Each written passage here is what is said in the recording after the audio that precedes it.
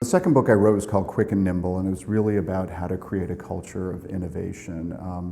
And the idea for the book started with one of the CEOs I interviewed, Dominic Orr of Aruba, and he said to me, we want to be the largest small company in our space.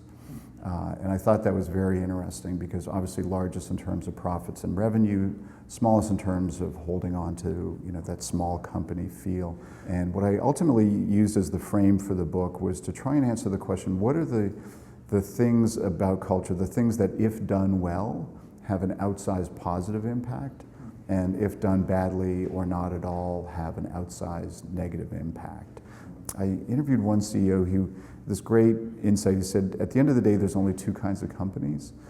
There's companies where the culture is really firm and consistent and clear to everybody within the company. And if you have that dynamic, then people can focus on the work that needs to be done. And then there's other companies where it's a little more chaotic in terms of culture.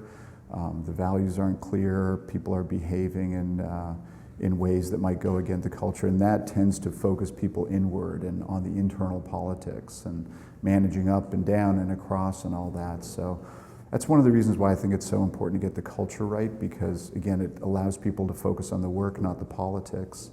And if you get the culture right, then your employees who are on the front lines will bring that great harebrained, silly idea that they had when they were flossing their teeth the night before into work, and then they'll share it with people, as opposed to people censoring themselves, saying, yeah, I'm not going to say that, because somebody will just make fun of me or something. Because to me, that's where innovation really comes from.